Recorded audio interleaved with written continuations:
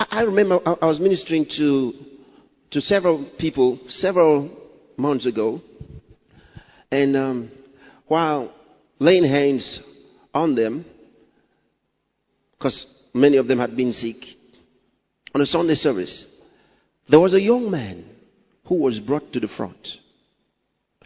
He was carried to the front, sitting in a chair. They brought him in that condition. He couldn't move. Sitting in that chair, they carried him to the front. And I went to him. I said, "What's the matter?"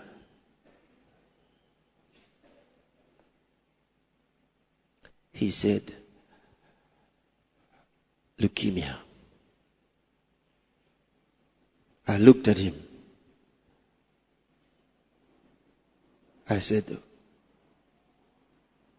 "Did you go to the doctors?" I looked at him. I said, "Did you go to the doctors?" He said, "Yes." He said, "And they told you that this is leukemia?"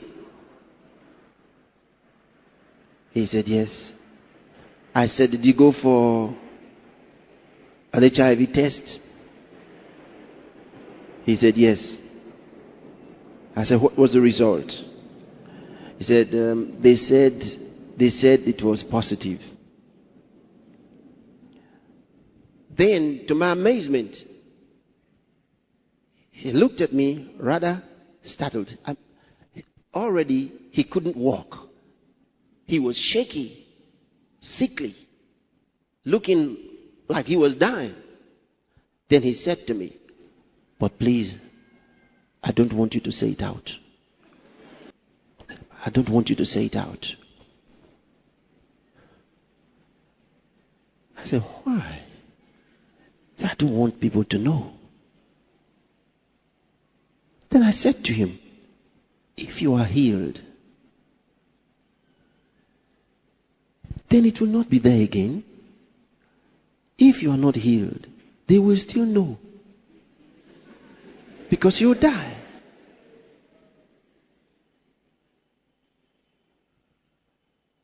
You see, his pride was still there. Even though he was sick and the doctors had given him up to die, he actually said he was going. I remember talking to a lot of people who would say, why must pastors display people who come to them for healing on TV for the world to see? Well, here is your answer. The display is not about the people. It is about the manifestation of the power of God. By the way, what do you think is the purpose of healing? Other than to make life better for the person, the most important purpose of healing is so that the name of God may be glorified. Remember the blind man at the gate of the synagogue? The disciples of Jesus asked him why the man was born blind. They asked if it was because the man had sinned or because his parents had sinned. What did Jesus reply? He said, "Neither this man nor his parents sinned, but that he was born blind so that the work of God may be displayed." For those listening or reading the surface of the text, that may not sound right. You may be asking, why would God punish anyone just so that he may be glorified? Well, it is not God that punishes people. It is not God that made the man blind.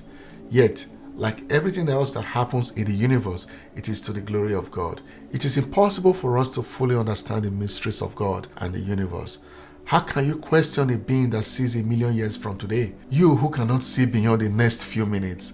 Let's go back to the topic of public healing. Consider how many people got their healing by merely watching and visualizing the miracle of healing on TV. For those of you who like scientific proof, I tell you that there is a scientific evidence that watching something happen can have a profound impact on you. Not too long ago, the University of Chicago conducted a study where they split people into 3 groups and tested each group on how many free throws they could make in basketball. They asked the first group to practice free throws of the basketball every day for an hour. For the second group, they were asked to just visualize and imagine themselves making the free throws. They didn't even have to touch the ball. They only have to engage in positive imagination. As for the third group, they were told to do nothing. No practice, no imagination. After 30 days, they tested them again and they had these interesting results. The first group that practiced improved by 24% in how well they make the free throws. The second group that did not practice but only imagined and visualized practicing improved their free throws by whopping 23%.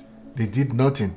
They did not practice. They only imagined and visualized and connect with practice.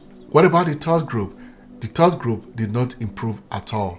Remember, they did not practice and they did not visualize.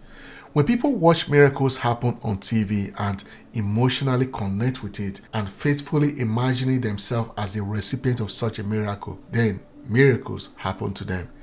This has been proven time and time again by men of God. Now you have a scientific proof as well.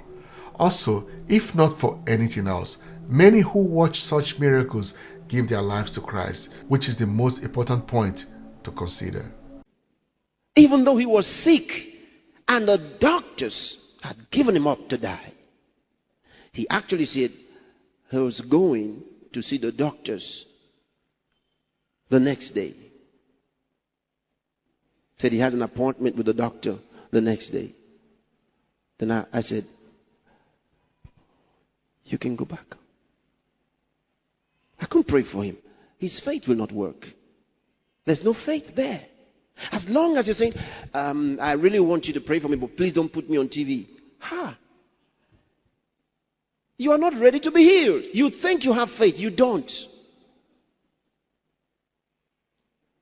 How many of you watched Love Word today? There was something remarkable during the Rhapsody section. Did you see the Rhapsody section? Very interesting. They were talking about two blind men, Jesus, and they were sharing that Jesus must have had a great sense of humor. And I thought so as I listened too. It's because Jesus said, don't tell anybody. In other words, just go home. Now, the blind men didn't know anybody by face. You agree with that? Because they were born blind. So if they were walking down the streets, they didn't know anybody that they knew before by face. They would only recognize someone by the voice. Agreed with me? Good. Now, Jesus said, don't tell anybody. Don't you think Jesus was smart? I'm telling you. He knew they didn't have to say nothing. Because if they said, I was blind, now I see. Those who didn't know them will only say, what's happening to you? So Jesus said, relax, just go home. Because Jesus knew if you had somebody in your house, go home. Because Jesus knew if you had somebody in your house or in your estate who went out and you knew he was born blind, who went out and came back seeing, he wouldn't have to tell you nothing. So Jesus was not teaching how to hide a miracle.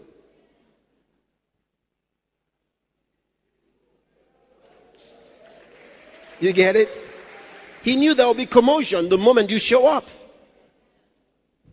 This is a really interesting interpretation of Jesus' commandment to the man that was healed of blindness, not to tell anyone. I have never heard it said like this before, but it makes perfect sense. Let those who witness your miracle tell your story. But then again, how can they tell your story if they are not witness to your miracle or testimony? The other man who was mad, I think he really had a great sense of humor.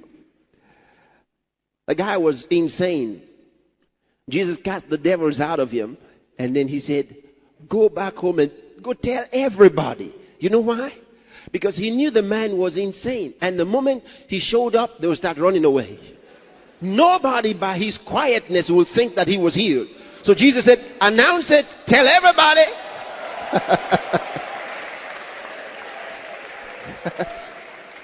Jesus had a sense of humor. Now that I think about it, of course he does. His earthly life is a fulfillment of his humanity. Humor is a part of human course of engagement and interaction.